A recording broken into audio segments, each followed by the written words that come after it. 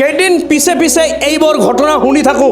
আমাৰ অসমৰ পুলিচ প্ৰশাসন কিয় কঠোৰ নহয়, চৰকাৰখন কিয় কঠোৰ নহয়, এইবোৰ আৰু কিমান শুনি থাকিম। এইবাৰ বৰাকত নহয়, হাইলাকান্দিত নহয়, এইবাৰ আমাৰ ব্ৰহ্মপুত্ৰ উপত্যকাত ধুবুৰীৰ গৌৰীপুৰত এই ঘটনা ঘটিছে। 6 বছৰীয়া কন্যা কোলাত লৈ থাকিব লাগে যিজন কন্যাক, সেইজন কন্যাক অপকৰ্ম কৰিছে।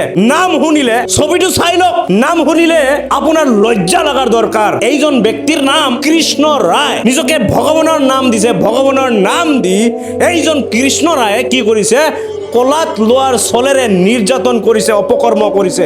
এইজন লম্পটে আপোনালোকে কি কৰি আছে? এইবোৰ ক্ষেত্ৰত কিয় আপোনালোকে কঠোৰ নহয়? কিয় এইবোৰ ক্ষেত্ৰত আপোনালোকে অধিক শাস্তি দিয়াৰ ব্যৱস্থা নকৰে? দিনক দিনে এইবোৰ কৰ্ম বাঢ়ি গৈ আছে বন্ধুসকল। আৰু সেইবোৰ ব্যক্তিক মই কৈছো, আপোনালোকক সকীয়াই দিব বিচাৰিছো, আপোনালোকে সদায় এটা সম্প্ৰদায়ৰ পিছে লাগি থাকে, এটা সম্প্ৰদায়ক সদায় টাৰ্গেট কৰে। আপোনালোকে এইবোৰ চাই ল'ব লাগে, এইবোৰ অপকৰ্মবোৰ চাই ল'ব লাগে। আপোনালোকে এতিয়া নিমাত কিয়?